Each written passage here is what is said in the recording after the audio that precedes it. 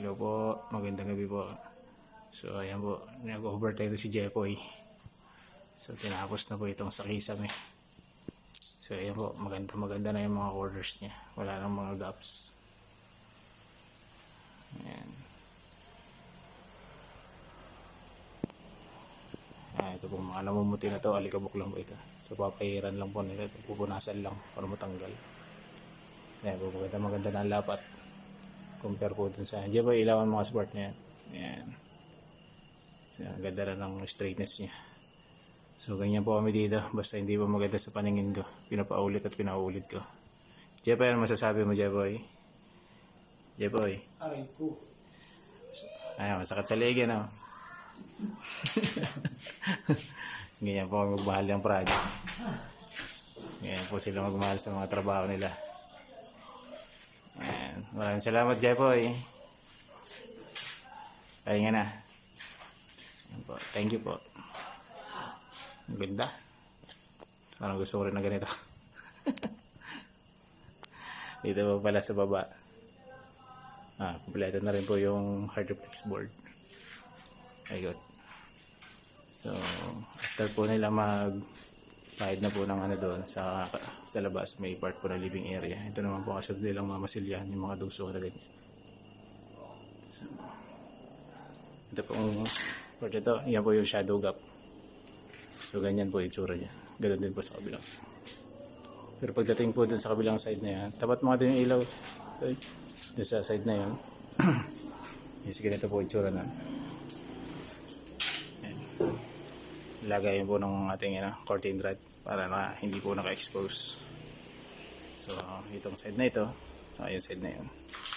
So kaya ko po pinalagyan siya ng shadow gap para consistent po naman yung lines. Mas maganda siya tingnan. Parang ganito po siya.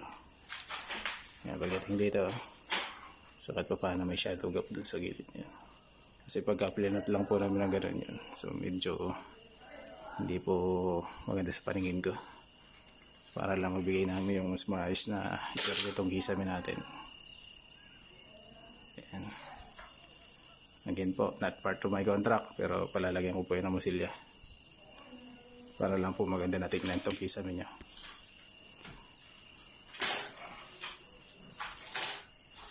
May pintura po ito. So, ang pintura po nito isang patong lang po. Isang patong lang po ng kulay puti. Flat white. So dito tayo sa kabila tayo. Progress naman po dito sa may living area.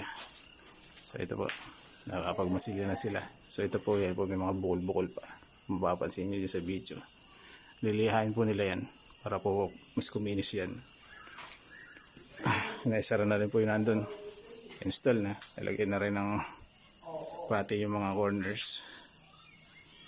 So maganda na to. So pag ito naliha, napapinturahan, maganda na to. So hindi ko na lang po mapipinturahan dito is ito po mga exposed concrete beams natin.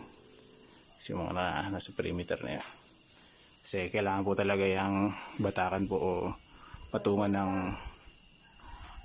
skim coat or painting putty. Yung ginagamit po namin is yung sa build right, yung toe fill. Mas maganda siya, hindi siya nagpupulbos. Mas durable compare po dun sa mga nakasanayan na sa labas. Ayan, meron na rin po siyang pin light. Ayan po, so hindi ko pa po pinatatakpan yung karamihan.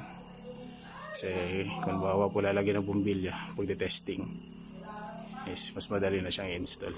Sa pag nagpintura, hindi na siya kakalasin ulit. Ayan po.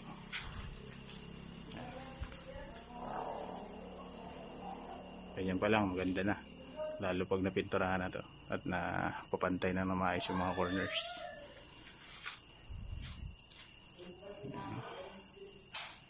Ayan po. Thank you po. Ginabi na kami. Bukas nandito ulit ako para pwede pintura masecure ko na mas maayos yung straightness ng mga to. Thank you po.